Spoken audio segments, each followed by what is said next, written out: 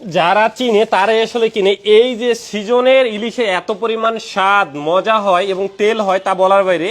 এখন আসলে ইলিশ তো 12 মাসই পাওয়া যায় আপনার, জাস্ট অভিযানের সময় ছাড়া।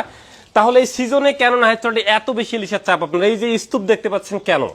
আসলে ইলিশে মানে সিজনেই কিন্তু আপনার ইলিশটায় বেশি পরিমাণে আপনার মজা হয়, তেল হয়। আর কথা হচ্ছে গিয়ে অটোমেটিক প্রাকৃতিকভাবেই একটা হচ্ছে গিয়ে আপনার স্বাদ চলে আসে কিন্তু। যেমন আপনি সিজনাল আম আর হচ্ছে অফ সিজনাল আম কিন্তু এক না। তো এই যে সিজন এখন ইলিশের, এই সিজনে আপনি চাইলে এখন রূপালী ইলিশ ট্রাই করতে পারতেছেন। এই সময় দেখেন আপনার ইলিশের চেহারা, সাইজ, ঘাটটা দেখেন মোটা, মানে সবকিছু মিলায় না দেখেই মন ভালো হয়ে যাবে। যদিও নদীর অন্যান্য বড় মাছ একদমই নেই বললেই চলে আপনার। তো সেই জায়গা থেকেই বলবো যে আপনি সিজনে যারা আসলে বেশি নিতেন, বেশি না নিলে 2টা 4টা করে ইলিশ ট্রাই করতে পারেন। অসম্ভব স্বাদ হচ্ছে এখন, তেল হচ্ছে এখন। হয়তোবা সিজনের মাঝামাঝি পর্যায়ে চলছে, সামনে ইলিশ বাড়তেও পারে নাও পারে। তো আসলে পরে কি হবে জানি না। তো এখন যতটুকু পাওয়া যাচ্ছে এর ভিতরে আপনারা সেরা ইলিশটা নিতে পারেন নাহের চল থেকে।